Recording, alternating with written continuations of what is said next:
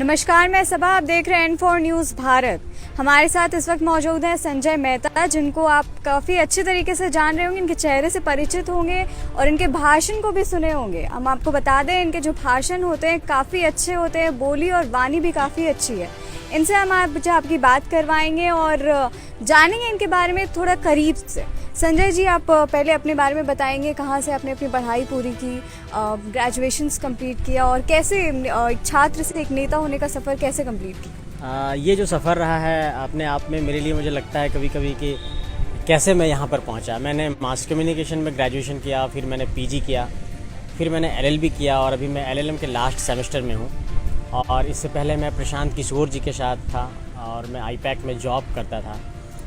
लेकिन फिर मुझे लगा 19 में कि नहीं, झारखंड के लिए कुछ करना चाहिए। 19 में मैंने एमएलए का इलेक्शन लड़ा और उस वक्त मैं झारखंड का सबसे यंगेस्ट एमएलए कैंडिडेट था झारखंड में। ये 2019 की बात है। तो पॉलिटिक्स को जब बहुत करीब से देखा और समझा तो मुझे लगा कि इससे दूरी बनाना ठीक बात नहीं है, क्योंकि सारी पॉलिसी और नीतियाँ उसी के रास्ते से बनती हैं। तो एक बार उस फील्ड में जाना चाहिए। तो 2019 से जो इलेक्शन लड़ने का सफ़र हुआ और उससे पहले जो छात्र राजनीति का सफ़र था, तो ये सफ़र लगातार चलता रहा और अभी भी चल रहा है। और झारखंड में लगातार जो मुद्दे चल रहे हैं उस पर हम लोग मुखर हैं और काम कर रहे हैं। यही एक छोटा सा सफ़र है। 60-40 का मुद्दा गरमाया हुआ है, उसी मुद्दे में ये सारी चीज़ें हाईलाइट हुई, सारी बातें सामने आई है। 60-40 के मुद्दे पे आप अपनी तरफ से क्या करेंगे? देखिए, मैं ये कहना चाहता हूँ कि जब अवसर की बात करते हैं हम लोग सरकारी नौकरी में, अवसर की समानता होती है। संविधान ये कहता है कि अवसर की समानता सबको मिलनी चाहिए और सबको बराबर अवसर मिलना चाहिए। जब 60 और 40 की हम लोग बात करते हैं, तो जब झारखंड बना 15 नवंबर 2000 को, झारखंड बनने के पीछे एक ये सोच थी कि यहाँ के लोगों को हक अधिकार मिलेगा, यहाँ के लोगों को प्राथमिकता मिलेगी। सरकार ने जो बनाया है 60 और 40, उसमें उन्होंने कहा है कि एसटी, एससी, ओबीसी का आरक्षण और ईडब्ल्यूएस का आरक्षण मिलाकर के 60% होता है।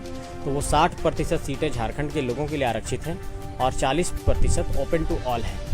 मैं कहता हूँ कि इस आरक्षण के दायरे को आप बढ़ाइए और इसको बढ़ाने का एक कानूनी रूप आप अख्तियार करिए। तमिलनाडु की सरकार ने 69% आरक्षण कर दिया और उसके बाद उसे 9वीं अनुसूची में शामिल करा करके उसे एक विधिक स्वरूप दिया, एक लीगल स्वरूप दिया।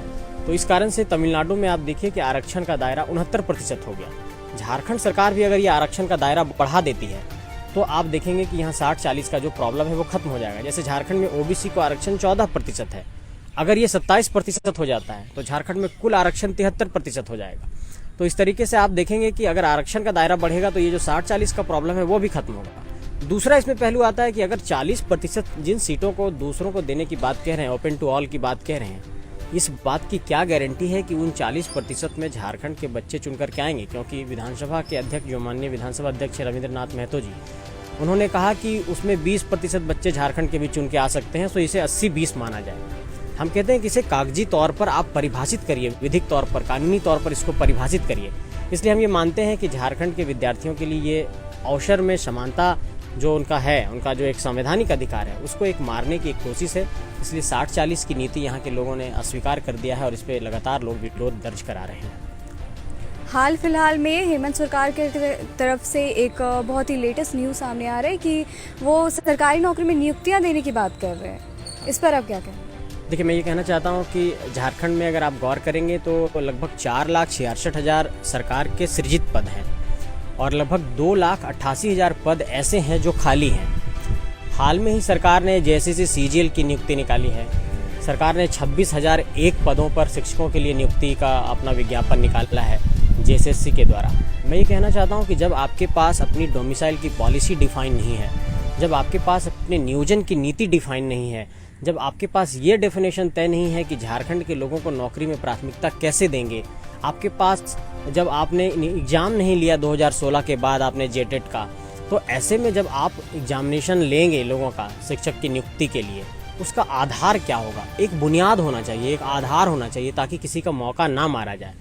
मैं से थोड़ा वक्त लेना चाहूँगा। आप देखिए, शिक्षकों की नियुक्ति के मसले में एक बहुत बड़ी जो त्रुटि सामने आ रही है। 26,001 पद पर शिक्षक की आप नियुक्ति निकालते हैं। झारखंड में आज तक जेटेट की परीक्षा सिर्फ 2 बार हुई, 2013 में और 2016 में। 16, 17, 18, 19, 20, 21, 22, 23, अगर 7 सालों में आपने अभी तक जेटेट की परीक्षा नहीं ली है और आप वैकेंसी निकाल रहे हैं, तो जिन लोगों ने बीएड किया, जिन लोगों ने डीएलएड किया, लगभग 2 लाख यहाँ पर छात्र होंगे, झारखंड में 135 बीएड के कॉलेज हैं, वो जो छात्र पढ़ करके निकले और जो जेटेट की परीक्षा नहीं दे सके, तो इसका मतलब वो 26,000 की नियुक्तियों की प्रक्रिया में शामिल ही नहीं हो पाएंगे, वो एग्जाम ही नहीं लिख सकते, वो डायरेक्ट बाहर हो जाएंगे। तो ऐसे में आपने उनके अवसर को मार दिया। हम ये कहते हैं कि आप पहले जेटेट की परीक्षा लीजिए, उसके बाद नियुक्ति की प्रक्रिया को निकालिए। आप इसमें सीटेट को भी नहीं कह रहे हैं कि सीटेट जो क्वालिफाई किए हैं उनको भी इसमें हम नियुक्ति लेंगे। सीटेट वाले को आप लेंगे नहीं, जेटेट आपने लिया नहीं, और 2016 से पहले वालों का आप कहते हैं कि नियुक्ति प्रक्रिया में वो फॉर्म भर सकते हैं। ऐसे में एक बहुत बड़े छात्र हैं जो इस नियुक्ति प्रक्रिया से मतलब बाहर हो जाएंगे, शामिल ही नहीं हो पाएंगे। ऐसे में हम कहना चाहते हैं कि इस पर सरकार को रिव्यू करना चाहिए कि इसका कैसे समाधान निकाला जाए। अच्छा, प्रदीप तिवारी जी हैं जिन्होंने आप लोगों पर सवाल उठाया है कि आप लोग होते कौन है कि आप लोग डिसाइड करें कि झारखंडी कौन है झारखंडी आपके परिभाषा में, और इन पे आप क्या कहेंगे? नहीं, मैंने तो इनका नाम नहीं सुना है कि कौन है ये, लेकिन चूंकि आपका सवाल है, मैं N4 न्यूज़ भारत को इसका जवाब देना चाहूँगा कि झारखंडी कौन है। देखिए, 15 नवंबर 2000 की तारीख को झारखंड बिहार से अलग होता है, लेकिन जब हम लोग संयुक्त बिहार में थे, जब ये दक्षिण बिहार का इलाका बिहार में हुआ करता था, तो 3 मार्च 1982 को संयुक्त बिहार के समय स्थानीय नीति परिभाषित हुई थी। और जब 3 मार्च 1982 को स्थानीय नीति परिभाषित हुई, उस वक्त ये कहा गया कि जो जमीन का दस्तावेज है, जो खतियान है, वो बिहार में स्थानीयता का आधार होगा।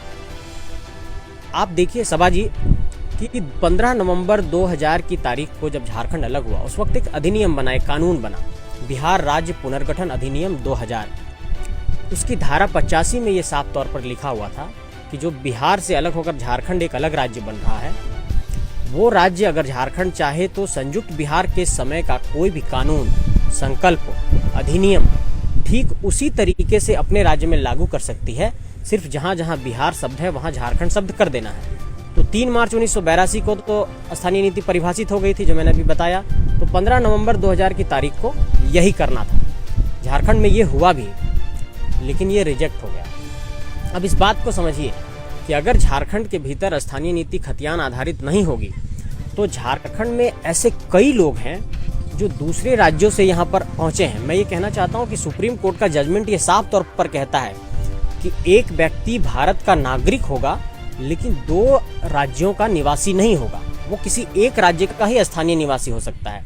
जैसे मेरा जन्म झारखंड के हजारीबाग जिले में हुआ, मेरा मान लिया जाए कि खतियान यहाँ का है, तो मैं यहाँ का वासी हुआ। अब हम लोग कहते हैं कि खतियान आधारित स्थानीय नीति बनाइए और झारखंडी को डिफाइन करिए। हम ये कहते हैं कि 1932 के आधार पर, 1908 के आधार पर, 1964 के आधार पर और जिला आधारित जो अंतिम सर्वे है उसको स्थानीयता का आधार माना जाए, क्योंकि 1932 के समय पूरे झारखंड को कवर नहीं किया गया। तो कुछ एरिया 1964 में कवर हुआ, कुछ 1956 में कवर हुआ, कुछ 1908 में पहले कवर हुआ था।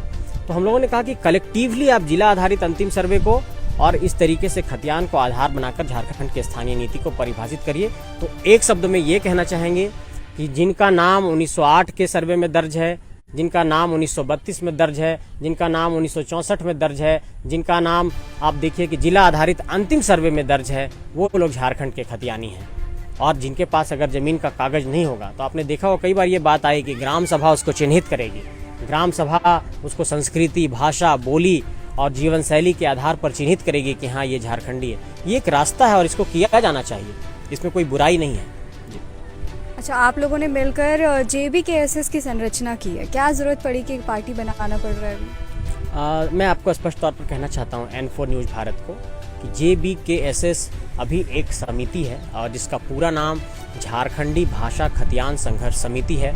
और आप गौर करते होंगे कि इस देश में जब पहली बार कोई राज्य बना, तमिलनाडु, तो आप देखिए कि भाषा के आधार पर जब सरदार पटेल ने देश की तमाम रियासतों को एक मिला करके इस पूरे देश को इतना सुंदर राष्ट्र बनाया, लेकिन जब देश के भीतर अलग अलग राज्य बने तो भाषाई आधार रहा है।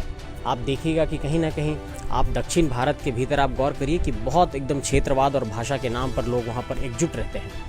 ठीक उसी तरीके से झारखंड की अपनी 9 जनजातीय और क्षेत्रीय भाषा है, झारखंड की अपनी जीवन शैली है, झारखंड का अपना एक कल्चर है, अपना एक ट्रेडिशन है।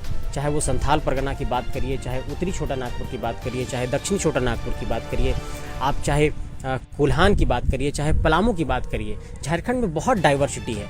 और ये जो डाइवर्सिटी है वो अलग अलग इलाके के लोगों को रिप्रेजेंट करता है। तो हम लोगों ने सोचा कि झारखंड की भाषा को बचाने के लिए, यहाँ की संस्कृति को बचाने के लिए और ख़ासकर यहाँ के लोगों की पहचान को सुनिश्चित करने के लिए एक संगठन की ज़रूरत महसूस होती है और हम लोगों ने इस जेबी केसेस का निर्माण किया है और तमाम लोग इससे जुड़ रहे हैं। और झारखंड में 32,623 गाँव हैं और इस बात का मैं आपको भरोसा दिला रहा हूँ N4 न्यूज़ भारत से कि 32,623 गाँवों में इस जेबी केसेस की जो विचारधारा है, जो विचार है, वो पूरे गांव-गांव तक पहुंची है और लोग हमसे लगातार हम लोगों से संपर्क कर रहे हैं और ये आंदोलन बहुत आगे तक जा रहा है।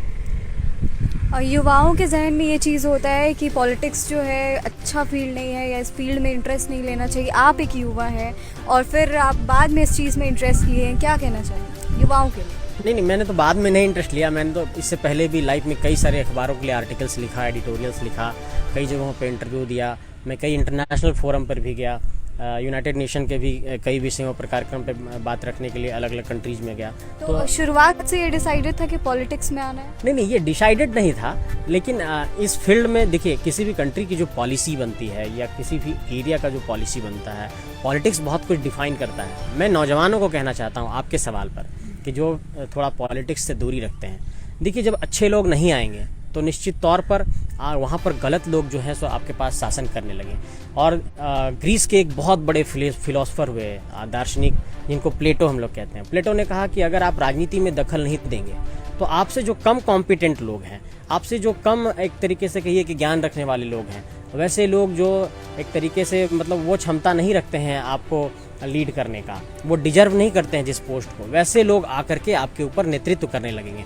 तो प्लेटो ने कुछ गलत नहीं कहा था। आज की तारीख में आप देखिए कि राजनीति की परिपाटी कैसा हो गया है। गुंडे लोग, मवाली लोग, अपराधी लोग, माफिया किस्म के लोग, चोर किस्म के लोग, जिनके ऊपर कई सारे चार्जेज हैं, कई मॉलेस्टेशन का चार्जेज है, ऐसे लोग आकर के सत्ता संभाल रहे हैं, राजनीति कर रहे हैं। मैं किसी एक व्यक्ति का नाम नहीं ले रहा हूँ, लेकिन मैं कह रहा हूँ कि भारतीय राजनीति में ये परिदृश्य दिखाई पड़ता है, ऐसे कई लोग आए हैं।